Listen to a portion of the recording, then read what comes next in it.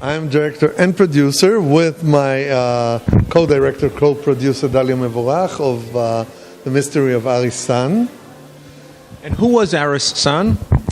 Well, that's the mystery. That's what we tried to solve, actually. Aris San was a 16-year-old Greek boy who came to Israel. Why? We're not sure. But he became very, very famous in a very short time as a guitarist and a singer and a songwriter. But this would have been quite surprising, how a young Greek suddenly becomes a superstar in Israel. We're talking about the late 50s, 1950s. But what's more interesting is that became friends very quickly with all the people in high places in Israel, from Moshe Dayan, many army people, military people, and many people from government. And then he had many, many lovers. And then he had many, many enemies. And eventually he was framed as a spy. Nothing was proven, but he had to flee from Israel. He went to New York, he got involved with the mafia, he had a beautiful nightclub, and eventually disappeared in Budapest in 1992. So our film is basically a documentary, a musical, and maybe a detective story about the life of this Aris San. What does the movie say about Israeli culture to those who are unfamiliar with Israeli culture?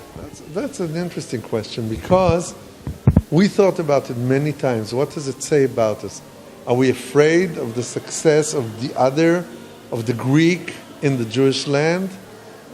Were we not ready to accept his success, so we framed him as a spy? Or maybe that we are yearning for European, Arab. Because Greek is a bit European and a bit Arab. It has this Eastern sound, but it comes from Europe. Something that we also long to be, part Eastern but part European, half and half. I think what it says is that we're longing for this combination of East and West, and he represented it very well. And I think that what our movie is trying to say, not so much about Israeli culture, but about, for me at least, it's interesting how one person can change a whole situation. Aris San, with his music, which wasn't very sophisticated, it was very well performed. It was a fantastic guitarist. It was charming. He really changed the way Israelis thought about music. And when you're changing your thoughts about music, like the Beatles did, changes your concept of life. You know, it's Israelis were raised on the Russian music.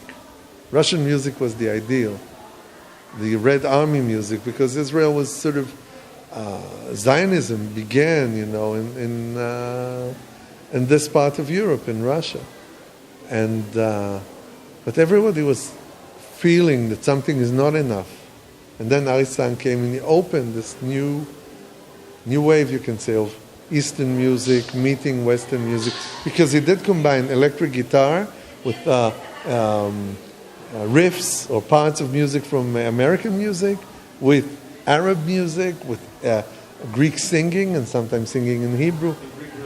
And Greek rhythms, of course. So for us, it was a combination of going with his music as a continuous background and searching for pieces of this, how do I say, mosaic, maybe, that combines his life.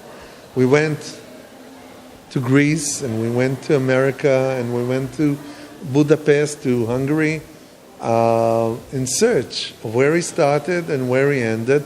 And we really didn't want to solve the mystery so much. We just wanted to follow the mystery and the charm and the magic, and sort of bring back to life someone who was, for us, very interesting. That's the movie, basically. That's what the movie is about.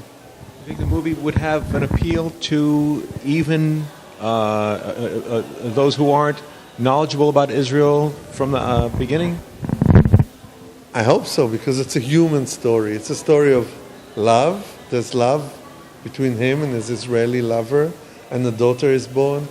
It's intrigues, mystery, spy, mafia. I think everybody can enjoy the movie, and it's a story about one person making a small change, which I like. I think all our movies, we've done 5 movies, documentaries up to now, and they all deal with one person making a change, which is very important for me.